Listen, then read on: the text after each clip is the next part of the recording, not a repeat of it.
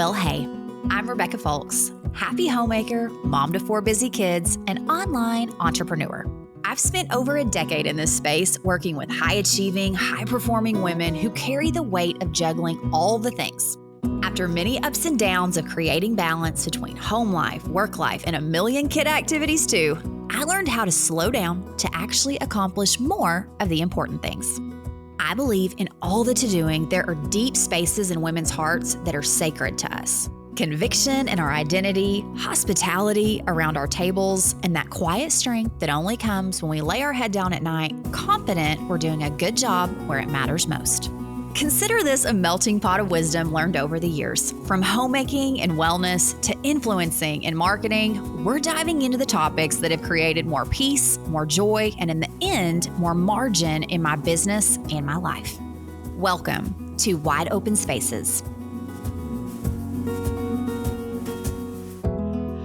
Well, welcome back. I am so excited to be spending some more time with you. I have so enjoyed some of the feedback and the messages over the last 3 weeks where we've really been kind of having some intimate conversations about some of the things that are the most important to us, marriage and things with our health and our wellness, and even getting into some questions about faith. And those are all things that, again, are kind of intimate. And so as I was thinking about some of the next few weeks and topics and conversations we're going to be having, I was thinking about something that I talk to my kids a lot about. If you have ever kind of worked with me and what I do, this is something that comes up a lot, which is about who are you giving influence to. And so as we're having these conversations, you are letting me in to your circle.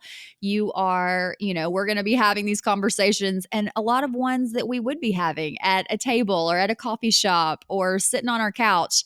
And I know that in every conversation, influence is being exchanged. I love that Jim Rohn says you're always kind of the sum of the 5 people that you're around the most. So if you are, hanging out with 4 people that are super successful in a side hustle, you're probably going to be the 5th. And if you're hanging out with 4 smokers, you're probably going to be the 5th. Or 4 worker outers, you're probably going to be the 5th. And so in allowing someone into influence, when you're talking about some of these foundational things about family and home and lifestyle, I thought it might be good to hear my story and hear who you're letting in. Because if we were hanging out, I would want to know your story and I would tell you mine.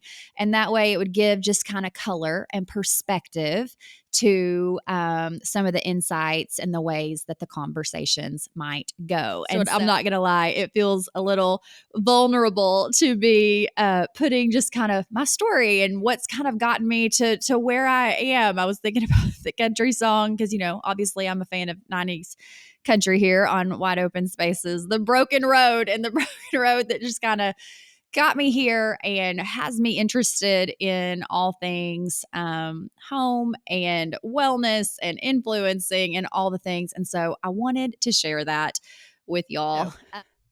I grew up in Little Rock. We kind of bounced around all different schools. I've been homeschooled. I've gone to public school. I've been to private school. I was the oldest of 4. I have a couple sisters that were all about 18 months apart. And then I've got a brother that is about 12 years younger. And we definitely kind of ran all around the Little Rock school district before. And about junior high, they moved us to a kind of college preparatory private school in town, where looking back, I'm realizing it probably was maybe not the best, financial decision to put all of us in private school, but they also knew the power of influence. And so when they were looking around at the different school options, this is where a lot of the kids from our church went, a lot of their, friends' kids went, and that was the crowd they wanted us around. And I know that helped to shape so many different things about our life, our family of origin and our life kind of story. And I'm grateful for that. But they definitely pooled all the resources to put us there. And I think one of the things that I looking back, I'm like, it gives me grace on my own kids when I'm seeing them asking for things that I think are a little outlandish or that make me go, well, you are straight up spoiled. And it's because when you're in different environments, that becomes your normal. And I remember being like, Mom, why aren't we going on these vacations? Or why, I want these shoes, or I want to do this, or I want to do that. Because around me, that was just the normal, even though my family was kind of making some sacrifices so we could go to school there. And I think what that allowed for me and my parents kind of saying, well, we can't do all these things, was it made me want to work. And it made me kind of go, okay, well, if I do want to do some of these things, I babysat for everyone in town. I was always kind of doing little, side gig kind of things to make money. For just extracurriculars, all of our meat needs were totally met, but just kind of for extra things. And I carried that on into college, even in my early marriage life. That side hustle kind of side of me was always there. My mom laughs and says that even as a little girl, I would be playing office, but I had a baby doll in my lap. So I always kind of wanted to do both. And I think back to my mom and all of her, we didn't really have cousins and things that lived close, but all of my parents' friends, they became believers about the time I was born. And they kind of found a network of friends, and we vacationed with them, and we, spent holidays and summers and all the things around all these families where all of the women were stay-at-home moms. And so again, power of influence. I just kind of thought, oh, that's what I'm going to do when I'm older. And that was always just my my goal, my dream. That was just kind of what I thought I would do. And one thing that I think about my parents, and just they had a lot of intentionality and they had a lot of vision. And I think they were really just, intentional with how they loved on the kids. I feel like I probably had a really idyllic childhood in the way that I wouldn't, again, there wasn't a lot of like affluence or a lot of extra things, but there was a lot of quality time and a lot of affirmation.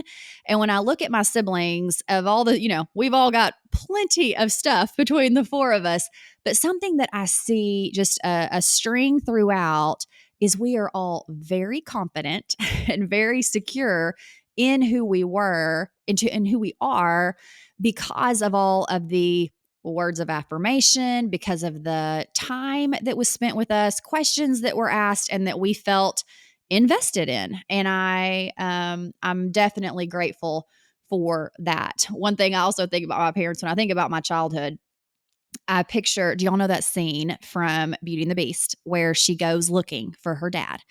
And there's this kind of fork in the road, and one side is all lit up with birds chirping and the sun shining and flowers are blooming, tweet, tweet, tweet. And she looks over there and she's like, I don't know. And then she looks to the right, and there's like wolves howling, and the sky's dark and the trees are all bent over making this tunnel. And she's like, oh, maybe I should try down there. And I feel like my parents, here I was, like they would paved this way, working so hard to make this simple way for me to go down. And I would go, well, I wonder what's over there. And so I kind of I did that a few times. And maybe you've had a kiddo like that, and you're kind of in the throes of that. And that was definitely my story. And one thing that my mom says that she prayed like every day, and she would tell me all the time that she was praying this. And it was even a joke with my friends growing up, because she would pray that when I did something wrong, I would get caught. And the prayers of the righteous will prevail, or whatever that verse is. Like, she is a living testament to that I was caught all the time, like all the time. And that went on to where I went up to the University of Arkansas. I was there a couple years. I started dating a guy. And a couple years in, we found out we were expecting my oldest daughter, Avery. And one thing about Little Rock is it's a capital city, but it's really kind of like a big, small town. And in Little Rock, there's a ton of, feels like, lot of little small towns. And so in my little small part of Little Rock, this was kind of a scandal. My parents were always, I mean, they led community groups for years. I was on worship teams. Youth group staff. I had a coaching group of young girls. My dad once a week is at the jail, speaking to guys that ministering to those guys. And then here I am showing up at 20 with a baby. And what I have the memory of the most, number one, that the first thing that my mama said to me, I don't know why, I thought about this story throughout the day and I forgot about this part. And it is, she looked at me and she said, are you pregnant? And I said, I am. And she said, I do think she got teary there for a minute. And then she just said, a baby is always a blessing. And that was her response. And she could have gone a million different ways. And I think, what was really amazing is it wasn't just my mom, but I'm getting a little teary there remembering that part because that was a hard part. But the other thing was all these women from the church that really, in my head, when I was thinking, the day I told my mom, it was her birthday had been the day before. So I was waiting on her birthday to get past before I told her. And so I'd been thinking about it for a few days, what I was going to tell her. And I remember thinking that all these kind of girls I was running around with that were also kind of looking on the far side of the Beauty and the Beast track over there, that they were going to come around me and be like, oh girl, we got you, whatever. And that the church was probably going to go, you're dead to us. And it was the absolute complete opposite. It was those people, never heard from them again. I can't even remember, most of those people's names. And it was woman after woman from the church that came to just love on me, just show up at my parents' house and say, tell about some of their stories or some of their past or how God had redeemed different things. And so I know everyone has different church hurts. And gosh, I have definitely some of my own. But I will say, God sure used the people and the body of the church to show nothing but grace and mercy on me in that a time that felt, a little wayward. And I absolutely think that had a lasting impact on me, because if I'd felt lots of guilt and shame, I could see kind of putting my hand up and hardening my heart in different ways. And that's not what happened. And so I'm really grateful for that. So fast forward, I think I had, 3 babies in the next 3 years. I was super young. I had, these 3 babies, and the next 9 years of my life were really, really hard. Full stop.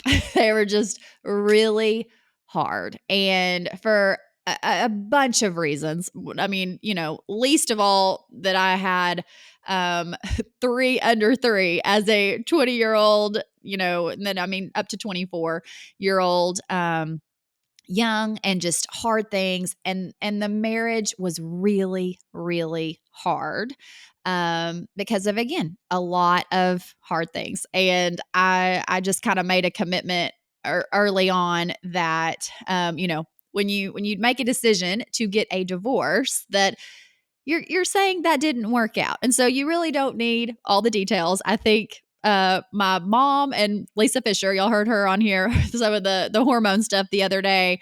They kind of heard some ins and outs over the years, but even then I just didn't spill a lot. So much to the fact that when I called some of my very best friends to say, hey, I need to tell y'all something. Can y'all come to my house? Because I knew it was going to be in the paper that we were going to be getting a divorce the next day. And so they all showed up at my house at like 7 a.m. before soccer games and all those things. And I was like, we used to call ours, like we would say Yelp for help, like Paw Patrol. If you've ever seen, we were all in that season of life. So we'd like Yelp for help. And so I kind of sent like, I'm yelping for help. I need y'all to be here like 7 a.m. I've kind of got a 911. And they all came over. And when I told them what was going on and just some kind of snippets of just some of the last 9 years, they all kind of, had these, hard looks on their faces. And one looked at the rest of them and said, we thought you were going to tell us that you had cancer. Like, that's how much I just had not told anyone about a lot of the really hard things that were going on, partly because I didn't want people to feel sorry for me, or if I wasn't going to like do something about it, I didn't want other people carrying the burden, maybe because I'm an Enneagram 7 and I'm always looking for the positive or thinking this is going to get better. And I mean, if there could have been counseling or prayers or, it was all done a million times over. And I don't know what tips the bowls of heaven and why sometimes God says yes and sometimes God says no. Other than just free will. And sometimes things just don't go as you want them to when you're working with real people. And but I do know that he uses brokenness to show you really sweet sides to himself. And so where I feel like I was just like cracked, up, he really revealed himself to me in really sweet ways. And I think back, even kind of some of the hard parts of, we didn't have any money. I don't even think we had, maybe we had cable. I don't think we had internet. It was just like, and all that I did with those babies was take care of the babies, take care of the house, keep everybody fed and watered. And I was doing like 2 Bible studies a day, and not just like little one, like the Beth Moore or like ones that would take you at least an hour to work through. And it was this really sweet time where I feel like I learned who God was, and he walked with me through some really hard valleys. And I think now that brokenness gives me a ton of grace on other people and really loves to hear other people's stories and why people, how people tick and all those things. I just have a love of people. And during that time, during some of the hard times, I did kind of start picking up kind of side gig things to make extra money. I remember seeing these ladies in my town, and these were women that were smart and sophisticated and professional and educated. And they were married to, executives and other, their spouses were really successful, but they were super warm and kind and inviting. And they were doing network marketing, and they were going on these fancy trips and driving company cars. I remember calling my sister and saying, I don't know what they're doing, but I want to do what they're doing. That looks great. Because then they were also like at the athletic club in the morning and dropping their kids off at school in the afternoon. I'm like, what is this? What is this? And so I basically just called one of them up and said, okay, I want to do what you're doing.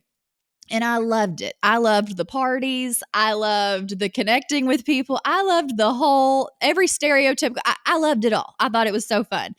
And I did that for a couple years until I was pregnant with my third kiddo. And I was so sick, and it really was a party company where I needed to get out of the house at night, which on some nights was so welcomed, and on other nights was very hard. And so I put a pin in that, and I thought, I'm probably going to come back to this later when I have a little more capacity. And I did. Several years later, I had another gal reach out to me, kind of tell me all about her company. It was Plexus, and it was in the health and wellness sphere. And I was starting to have all this new interest. We were living up in Pennsylvania at this time of natural health and just different ways that we could use alternative or homeopathic kind of things. And it fit in really well. My mom had been taking it and been like, I really love this stuff. And so I was like, I want to do that. I want to do that. And I jumped all in, and I've always loved social media. I loved connecting with people. I loved people trying these products and then seeing results. That made me, I loved that. And I have seen a ton of success with network marketing. And I'm a huge believer in what it does for just ordinary people wanting to start a business, tell their friends, and people that are, whether they're wanting, the truth is a few $100s a month, it does make a big difference. Or you can kind of keep expanding your skill set, trying, hard, building your influence, and you can see a lot of success.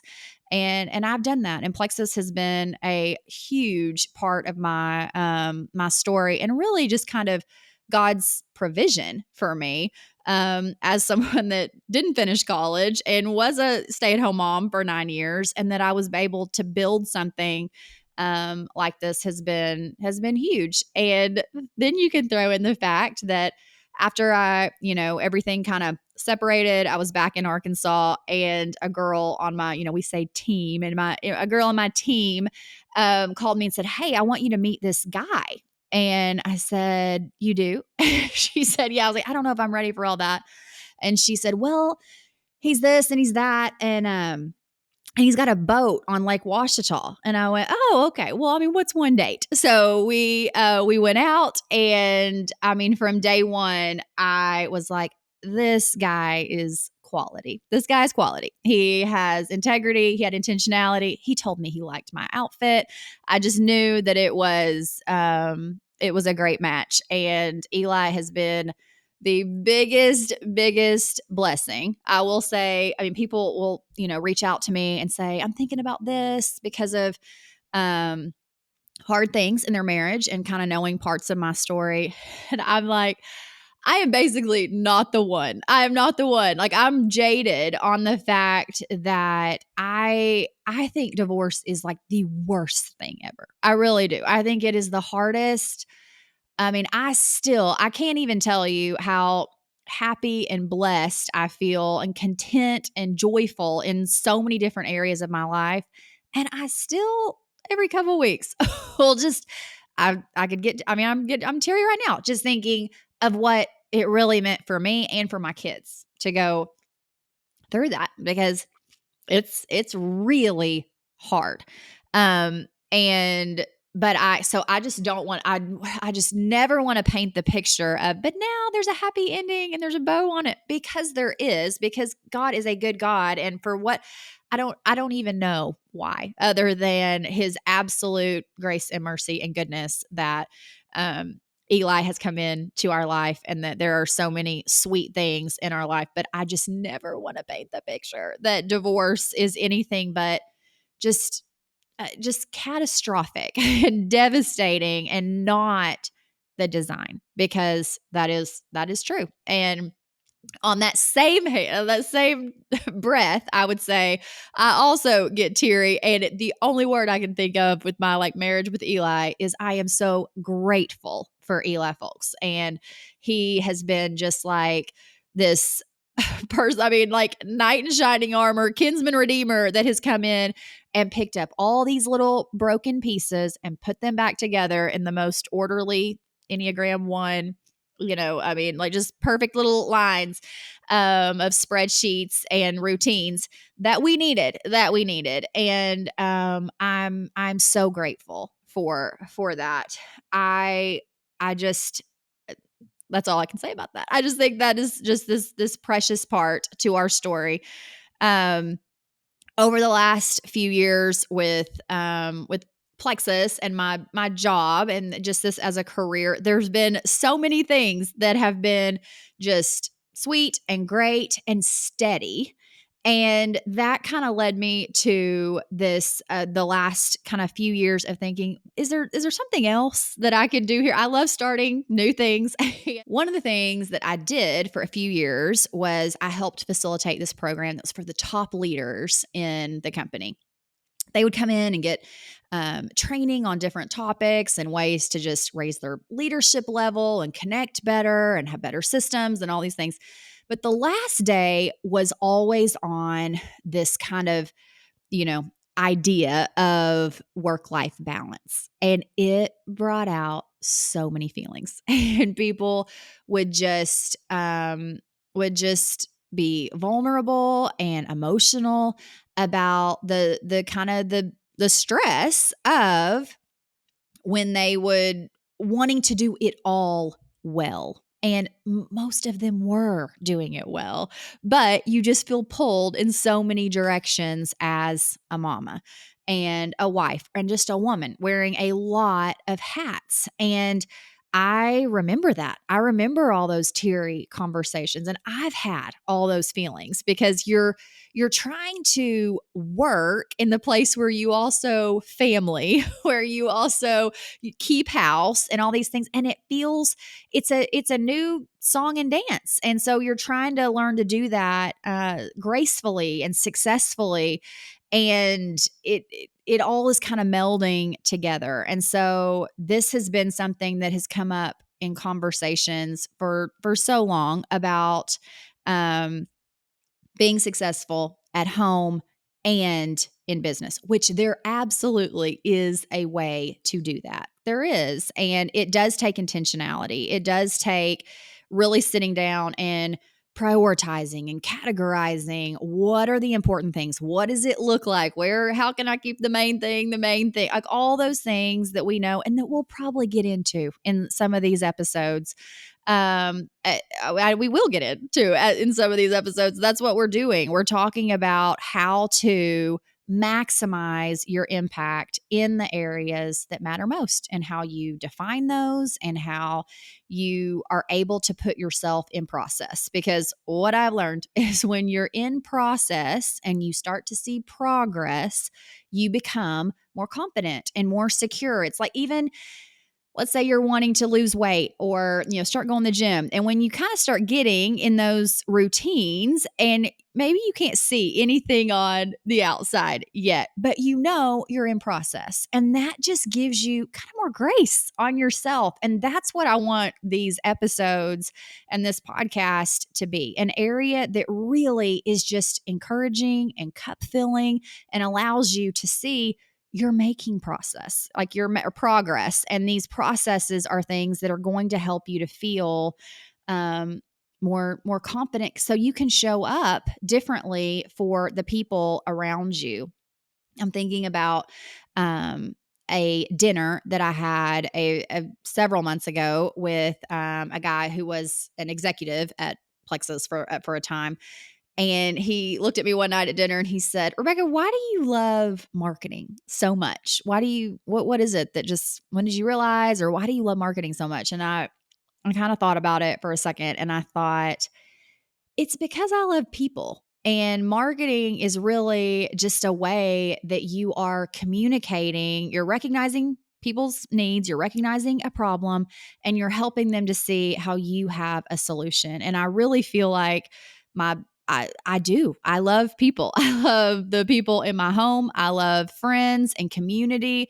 I love that my job is really centered around people, and I love marketing for that same reason. And that's what I want this podcast to be, because what I absolutely know to be true is with women have resources, and whether that is education or financial or confidence, they are able to do real big things, real big things.